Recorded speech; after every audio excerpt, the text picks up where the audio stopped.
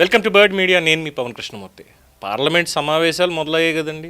సరే, సీజేపీ వాళ్ళ గొడవ, జగన్మోహన్ రెడ్డి గారి కాక్రోచ్ వ్యాఖ్యలు ఇవన్నీ కూడా వేరు.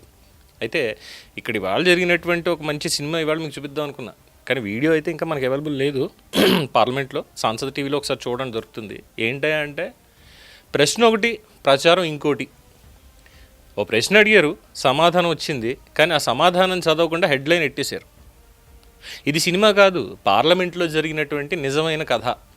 స్కామ్ బయటపడుతుందని అనుకొని లోక్సభలో ప్రశ్న అడిగారు, కానీ చేతికి దొరికింది మాత్రం ఆంధ్రప్రదేశ్ పారిశ్రామిక ప్రగతి రిపోర్టు.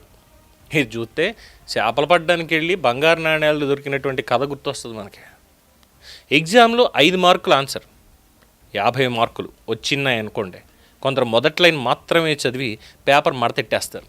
ఇప్పుడు కూడా దాదాపు అదే జరిగింది. ఇది కేవలం రాజకీయాల గురించి కాదండి. ఒక రాష్ట్రానికి పెట్టుబడులు వస్తున్నాయా, ఉద్యోగాలు వస్తున్నాయా అన్నది లక్షల మంది యువత భవిష్యత్తుతో ముడిపడి ఉన్నటువంటి ఒక అంశం. అలాంటి విషయాల్లో నిజాలు కాకుండా సగం సమాచారం తీసుకుని మొత్తం కథ చెప్పడం అనేది రాజకీయ ప్రచారం కావచ్చు, కానీ అది ప్రజలకి చేరే సరైన సమాచారం కాదు. రాజకీయాల్లో విమర్శలు అనేవి సహజం. ప్రభుత్వాన్ని ప్రశ్నించడం ప్రతిపక్షం బాధ్యత.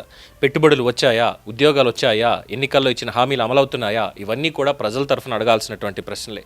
కానీ ప్రశ్న అడిగేటప్పుడు కూడా నిజాయితీ ఉండాలి. సమాధానం వచ్చిన తర్వాత దాన్ని ప్రజలకి చెప్పేటప్పుడు మరింత బాధ్యత ఉండాలి. ఎందుకనంటే పెట్టుబడులు, పరిశ్రమలు, ఉద్యోగాలు అనేవి ఇవి రాజకీయ అంశాలు కాదు. అవి లక్షల మంది యువత జీవితాలతో ముడిపడి ఉంటాయి. అందుకే ఈ మొత్తం వ్యవహారాన్ని ఒక్కసారి ప్రశాంతంగా పరిశీలిస్తే అసలు నిజం ఏంటో అర్థమవుతుంది. ఈ కథ మొత్తం మొదలైంది వైఎస్ఆర్సీపీ ఎంపీ పివి మిథున్ రెడ్డి లోక్సభలో అడిగినటువంటి ఒక ప్రశ్నతో. బయట ప్రచారం జరుగుతున్నట్లుగా ఆంధ్రప్రదేశ్కి మొత్తం ఎన్ని పరిశ్రమలు వచ్చాయి, మొత్తం ఎన్ని పెట్టుబడులు వచ్చాయి అని అడగలేదు.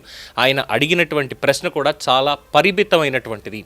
DPIIT, department for promotion of industry and internal trade, invest India ద్వారా ప్రతిపాదించబడిన లేదా ట్రాక్ అవుతున్న ప్రాజెక్టుల వివరాలు ఏంటి అని మాత్రమే అడిగారు. బట్ బయట ప్రచారం చేసేది మాత్రం ఆంధ్రప్రదేశ్కి ఎన్ని కంపెనీలు వచ్చాయి, ఎన్ని ప్రాజెక్టులు వచ్చాయి, ఎన్ని పెట్టుబడులు వచ్చాయి, ఎంతమందికి ఉద్యోగాలు ఇచ్చారు. ఈ ప్రశ్న అడిగితే అంతా డొల్లా అని సమాధానం వాళ్ళే చెప్పేస్తారు. సో ఇక్కడ అడిగింది మొత్తం ఆర్థిక వ్యవస్థ గురించి కాదు, కేవలం కేంద్రంలోని ఒక ప్రత్యేక వ్యవస్థ పరిధిలో ఉన్నటువంటి ప్రాజెక్టుల గురించి మాత్రమే అడిగారు. సో ఇక్కడే అసలు ట్విస్ట్ వచ్చింది. కేంద్ర ప్రభుత్వం కూడా అదే ప్రశ్నకి సమాధానం ఇచ్చింది. ఆంధ్రప్రదేశ్ మొత్తానికి వచ్చినటువంటి ఇన్వెస్ట్మెంట్స్ ఎంత, కంపెనీలు ఎంత, 23 లక్షల కోట్లు నిజంగా వచ్చాయా, అవి రాలేదు కదా, వచ్చింది ఇంతే కదా, 6,000 కోట్లే కదా, ఈ రకమైనటువంటి ప్రచారం చేసుకుంటున్నారు కదా. కానీ ఇక్కడ కేంద్రం అడిగినటువంటి దానికి మాత్రం సమాధానం చెప్పింది ఇన్వెస్ట్ ఇండియా ద్వారా ప్రస్తుతం ఆంధ్రప్రదేశ్లో 10 ప్రాజెక్టులు ఉన్నాయని చెప్పింది. అంతే, అది మొత్తం రాష్ట్రానికి వచ్చినటువంటి పెట్టుబడుల లెక్క కానే కాదు. కానీ ఆ ఒక్క లైన్ పట్టుకొని చూడండి, ఏడాది మొత్తం వచ్చిందే 10 కంపెనీలు అంటూ సోషల్ మీడియాలో పెద్ద ఎత్తున ప్రచారం ప్రారంభించేశారు వైఎస్ఆర్సీపీ. అసలు ఇక్కడ ప్రశ్న ఏంటి, సమాధానం దేనికి సంబంధించింది, అసలు ఆ విషయం అనేది పూర్తిగా పక్కన పెట్టేశారు. అంటే అసలు మాకు అవసరం లేదు, కేంద్రం ఇచ్చింది 10 వచ్చాయి, 10 అంటే 10, వాళ్ళు పంది అంటే పంది, నంది అంటే నంది, అంతే. సో ఇక్కడ చిన్న ఎగ్జాంపుల్ తీసుకుందామండి. మన ఊళ్ళో ఓ ఏడాది కాలంలో ఒక 100 కొత్త ఇళ్ళు కట్టారు. వాటిల్లో 10 ఇళ్ళు మాత్రమే ప్రధానమంత్రి ఆవాస్ యోజన కింద ప్రభుత్వం పర్యవేక్షణలో నిర్మించబడ్డాయి. ఇప్పుడు ఎవరిని వెళ్ళి ప్రభుత్వ రికార్డుల్లో 10 ఇళ్ళు మాత్రమే ఉన్నాయి అంటే మరి ఆ ఏడాది ఊళ్ళో 10 ఇళ్ళే కట్టారు అంటే అది నిజమైపోద్దా? మరి మిగతా 90 ఇళ్ళు ఏమైపోవాలి? సరే, అవి ప్రైవేట్గా కట్టారు, ఆ పథకం పరిధిలోకి రావు. మరి అలాంటప్పుడు అదిగో చూసారా, కేంద్రం అక్కడ 10 ఇళ్ళు మాత్రమే కట్టింది. అప్పుడు మీరు అడగాల్సిన ప్రశ్న ఏంటి, అయ్యా కేంద్రం ప్రధానమంత్రి ఆవాస్ యోజనలో ఎన్ని ఇళ్ళు అక్కడ కట్టింది? ఇది అడిగితే అయ్యా మేము 10 ఇళ్ళు కట్టాము అని చెప్తారు. అలా కాకుండా మనం అడిగిన క్వశ్చన్ ఏంటి, ఏడాదిలో అక్కడ ఎన్ని ఇళ్ళు కట్టారు అంటే ప్రైవేట్ గాను పబ్లిక్ గాను అంటే గవర్నమెంట్ పరంగాను కట్టినవి అన్నీ కలిపి అక్కడ 100 ఇళ్ళు ఉన్నాయని చెప్తారు. కానీ ఇక్కడ మనం అడిగిన ప్రశ్న ప్రధానమంత్రి ఆవాస్ యోజన కింద వచ్చినటువంటి ఇళ్ళు ఎన్ని అంటే వాళ్ళు దానికి సమాధానంగా 10 అనే చెప్పారు. అలాగే ఇక్కడ డిపిఐఐటి లేదంటే ఇన్వెస్ట్ ఇండియా డేటా అనేది రాష్ట్రంలో జరిగే ప్రతి పెట్టుబడిని వాళ్ళు లెక్క పెట్టరు. వాటి ద్వారా నేరుగా ఫెసిలిటేట్ చేసినటువంటి లేదా ప్రత్యేకంగా మానిటర్ చేస్తున్నటువంటి ప్రాజెక్టుల వివరాలు మాత్రమే వాళ్ళ దగ్గర అందుబాటులో ఉంటాయి. ఇంకో ఎగ్జాంపుల్, మన క్రికెట్ అంటే బాగా ఇష్టం కదా, అందులో ఓ బ్యాట్స్మెన్ సరే మనవాడు ఇప్పుడు బాగా ఫేమస్ అయిపోతున్నాడు కాబట్టి వైభవ్ సూర్యవంశీనే తీసుకుందాం. బుడ్డగాడు 120 కొట్టాడు, అందులో 40 స్కోర్ అంతా కూడా ఓన్లీ బౌండరీలతో వచ్చింది. ఇప్పుడు స్కోర్ బుక్లో బౌండరీల ద్వారా వచ్చిన పరుగులు 40 అని ఒక కాలం ఉంటుంది. అది ఒక్కటే చూపించి బ్యాట్స్మెన్ కొట్టిందంతా 40 మాత్రమే చేశాడంటే ఎవరైనా నమ్ముతారా? మరి అడు కొట్టిన 6లు, సింగిల్స్, డబల్స్, ట్రిపుల్స్, ఎక్స్ట్రాలు, మరి ఇవన్నీ ఎక్కడికి వెళ్ళిపోయాయి? ఇప్పుడు వీళ్ళు చేస్తున్న ప్రచారం కూడా సేమ్ ఇట్లాంటిదే. డిపిఐఐటి అనేది మొత్తం స్కోర్ బోర్డ్ కాదు, స్కోర్ బోర్డులో ఒక ప్రత్యేక కాలం మాత్రమే. అయితే ఇక్కడ కేంద్రం ఇచ్చినటువంటి సమాధానంలో అసలు ఏముంది? అక్కడే వైఎస్ఆర్సీపీ ప్రచారం అనేది పూర్తిగా తలకిందులైపోయింది. గత ఏడాది దేశవ్యాప్తంగా ఇన్వెస్ట్ ఇండియా ద్వారా కార్యరూపం దాల్చినటువంటివి మొత్తం 60 ప్రాజెక్టులు. ఒక్క ఆంధ్రప్రదేశ్కే అందులో 10 ప్రాజెక్టులు వచ్చాయని కేంద్రం స్పష్టంగా చెప్పింది. అంటే దేశవ్యాప్తంగా మొత్తం అమల్లోకి వచ్చినటువంటి 60 ప్రాజెక్టుల్లో 10 ప్రాజెక్టులు ఆంధ్రప్రదేశ్లోనే వచ్చాయి. ప్రతి 6 ప్రాజెక్టుల్లో ఒకటి ఆంధ్రప్రదేశ్లోనే ఉంది. ఆ 10 ప్రాజెక్టుల్లో 2 ఇప్పటికే ప్రొడక్షన్ కూడా ప్రారంభించాయి, మిగతా 8 కూడా నిర్మాణ దశలో ఉన్నాయి. ఒక్క ప్రాజెక్టు కూడా ఎక్కడా నిలిచిపోలేదు అని కేంద్రం స్పష్టం చేసింది. ఈ పర్టికులర్ 10 ప్రాజెక్టుల ద్వారా ఆంధ్రప్రదేశ్కి వచ్చినటువంటి పెట్టుబడులు అక్షరాల 6,962 కోట్ల రూపాయలు. వాటి ద్వారా 22,167 మందికి ఉద్యోగాలు లభిస్తున్నాయని అధికారికంగా పార్లమెంట్లో నమోదు చేశారు. ఇక్కడ ఇంకో విషయం ఉంది. ఓర్వకల్లు దేశంలోనే తొలి భారీ డ్రోన్ సిటీ, ప్రపంచంలోనే అతిపెద్ద కామన్ డ్రోన్ టెస్టింగ్ ఫెసిలిటీ, విశాఖలో తొలి PMSETU ITI క్లస్టర్, MSME శిక్షణా కార్యక్రమాల విస్తరణ, ఇవన్నీ కూడా అదే సమాధానంలో ఉన్నాయి. కానీ ఇవన్నీ కూడా పక్కన పెట్టేసి 10 కంపెనీలు మాత్రమే వచ్చాయి అనేటువంటి ఒక వాక్యాన్ని తీసుకుని ప్రచారం చేయడం అంటే మరి అది ఎంతవరకు న్యాయం? ఇక్కడ క్వశ్చన్ రాజకీయం కాదు, ఒక రాష్ట్రానికి పెట్టుబడులు వస్తున్నాయా లేదా అన్నది కూడా అంతర్జాతీయ కంపెనీలు కూడా గమనిస్తాయి.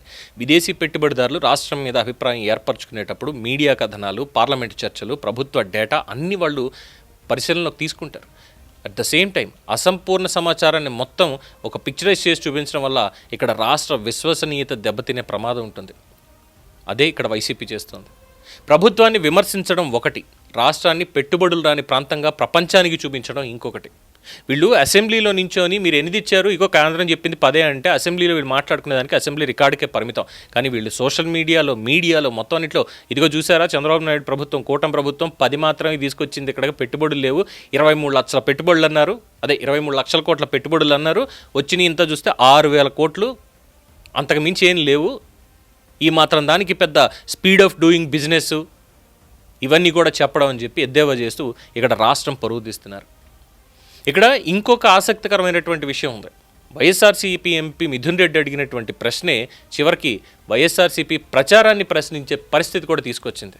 ఎందుకంటే కేంద్రం ఇచ్చినటువంటి సమాధానంలోనే ఆంధ్రప్రదేశ్కి వచ్చినటువంటి ప్రాజెక్టులు, ఉద్యోగాలు, పెట్టుబడులు, కొత్త పారిశ్రామిక కార్యక్రమాల వివరాలు మొత్తం అన్నీ కూడా నమోదు చేశారు. స్కామ్ బయటపడుతుందనుకుని వేసినటువంటి ప్రశ్న చివరికి రాష్ట్ర పారిశ్రామిక పురోగతికి సంబంధించిన అధికారిక నివేదికగా మారిపోయింది.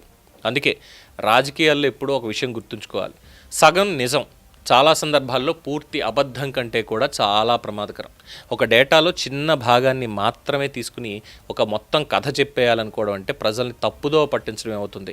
పార్లమెంట్ రికార్డులు భావోద్వేగాలతోటి మారవు, అక్కడ నమోదయ్యేదంతా కూడా అధికారిక సమాచారం మాత్రమే. అందుకే చివరికి రాజకీయ నినాదాలు వీటికంటే అధికారిక రికార్డులే ఎక్కువ కాలం ఉంటాయి.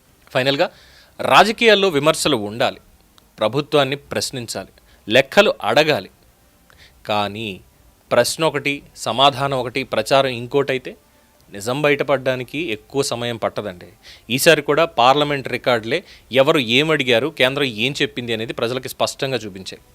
రాజకీయాల్లో నెరేటివ్లు మారతాయి, కానీ పార్లమెంట్లో రికార్డులు మాత్రం మారవు. అది వైసీపీ ఎంపీలకి ఇప్పటిదాకా తెలియకుండా పోవడం అంటే ఏంటనేది ఇంకా వాళ్ళ విజ్ఞతగా వదిలేయాలి.